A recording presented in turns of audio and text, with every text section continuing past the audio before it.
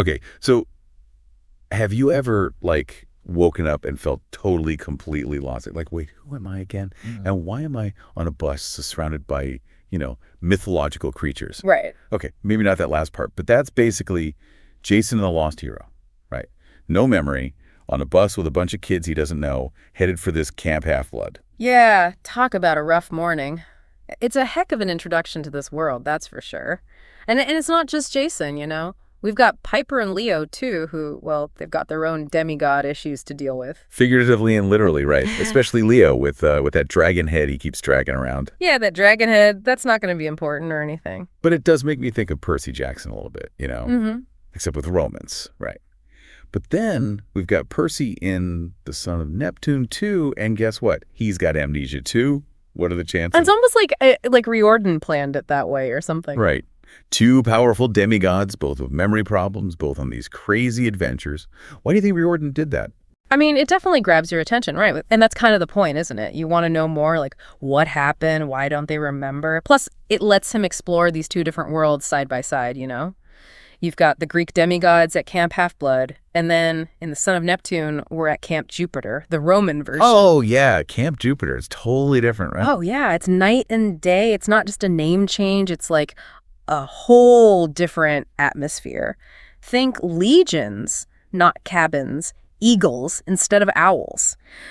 And way more discipline. I mean, it's Rome. Structure, order, tradition, that's their whole thing. Right, right. And that's where Hazel and Frank come in. Exactly. They're the ones who kind of show Percy the ropes at Camp Jupiter. And their powers. Like a lot of cool. Hazel can, like, control the earth. Yeah.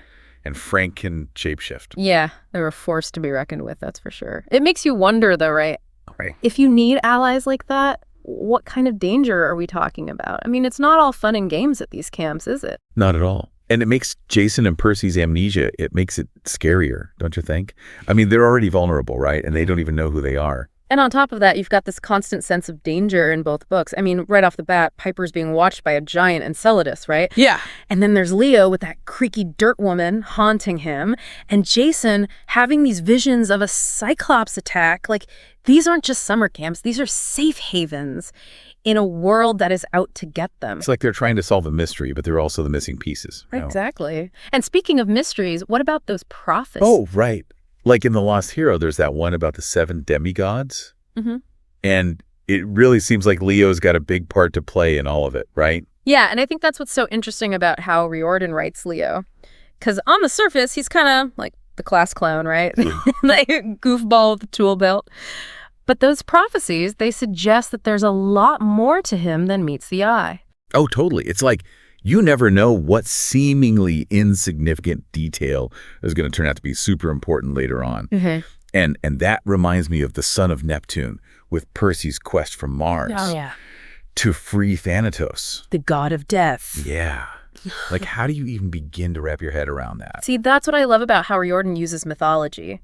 He takes these figures, these stories that we might just have a vague idea about, and he makes them feel real, immediate.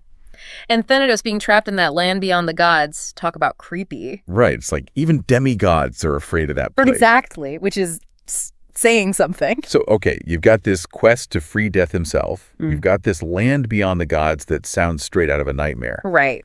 And then on top of all that, there's this whole thing with the Feast of Fortuna. Why is that so important again? Well, it's not just any party. It's like this big sacred event in Roman culture, but in the context of the story, it's also a deadline. Because Gaia is getting stronger, right? Yeah. And they need Thanatos free if they're going to have any chance of stopping her. It's like they have to restore balance to death itself before they can even think about fighting her. Wow. So they're literally racing against time to save the world, as per usual for demigods, right? Uh-huh. But it's not even just the time thing, is it? They've got, like, monsters and witches, and I could swear at one point, even the weather is against them. Yeah, and that's another thing Riordan does so well. He creates these situations where it feels like the odds are just completely stacked against them, Like in The Lost Hero, when they run into Medea. Oh, she was intense. Right. She's one of those classic figures from Greek mythology. But Riordan, he doesn't just, like, plop her into the story. He gives her this depth, this real cunning. And she's not afraid to use the hero's own doubts and fears against them. And then you've got Alcyoneus in The Son of Neptune, who's this giant. Hmm. And he's basically invincible on his home turf. It's like, how do you even fight something like that? You have to get creative, right? And that's what I love about how the characters respond to these challenges. They have to think outside the box. They have to use their powers in ways they haven't really had to before. Yeah. Like with Piper, with her charm speak, she's got to think on her feet all the time. Right, right. Or Leo with his inventions. It's like, never underestimate a demigod with a good tool belt. So true. Yeah. But it's not just the big guns, so to speak, right? Yeah. You also have Hazel learning to control her powers over the earth. Right. It's a lot of pressure dealing with that. And then Frank with his shape-shifting, which that always seems so cool in theory, but imagine the pressure of always being able to change. Yeah. You know, like who are you really? It's like their powers are also a reflection of their own internal struggles in a way. Yeah. And that's what makes it so relatable because, yeah, they're demigods saving the world, but they're also just trying to figure out who they are, where they fit in. It's about finding that inner strength, that resilience. And it reminds us that even when we're facing our own personal giants, so to speak, that we have that in us too. It's like their powers come with their own set of challenges, right? Totally. It's not like they just get these amazing abilities and bam, they know exactly what to do with them. Exactly. And speaking of figuring things out, that fight with polyboats in the Son of Neptune, talk about intense. Oh man, that whole sequence had me on the edge of my seat. A giant made of pollution, who would have thought? Right. But Percy manages to take him down with Terminus, which is what, the god of boundaries, really. Yep. And I thought that was so clever of Riordan, you know? Because it's not just about Percy being strong or powerful. It's about him using strategy, using his enemy's own strength against him. And the fact that he gets his memories back right before that moment. Come on, that's epic. Yeah. It makes you wonder, what did he remember that helped him win? Right. Like, were those memories the key all along? I think it really highlights how important our pasts are, you know? Even the parts we can't remember. They shape who we are, how we see the world. It's like everything he'd been through, everything he'd forgotten, it led him to that moment. Exactly. And that makes me think about The Lost Hero with that cliffhanger ending. I mean, a collapsing glacier. Talk about leaving us hanging. Right. What do you think happened to Jason? Well, we know he's resourceful, but that's a tough one. And then there's Leo. Knowing him, he probably rigged something up to escape. Maybe with a grappling hook or something. He always has some crazy plan up his sleeve. He's definitely the king of improvisation, that's for sure. Ooh. But we've also got that other prophecy to think about, right? You mean about the son of Neptune who's going to drown? Yeah, that's a big one. Makes you wonder how it all ties together, right? Exactly.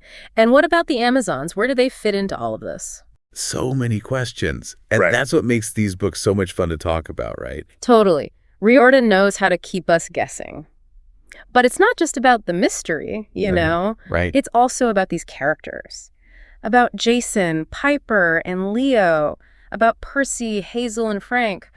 They're all trying to find their place in this world, a world that's full of danger and uncertainty. And they're all just trying to figure out who they're supposed to be, right? Like, what does it even mean to be a demigod? It's a lot of pressure. Oh, yeah. But they also show us that it's okay to struggle, to make mistakes, that even heroes aren't perfect. And I think that's a really powerful message. Absolutely. So as we wrap up this deep dive into The Lost Hero and the Son of Neptune, what would you say is the biggest takeaway? What should our listeners keep in mind?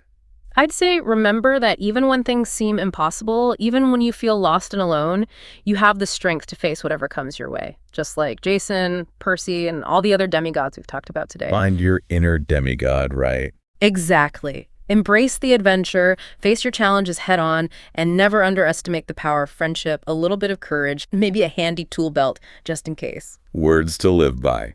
Thanks for joining us for this epic deep dive, and be sure to tune in next time for more adventures in mythology and beyond.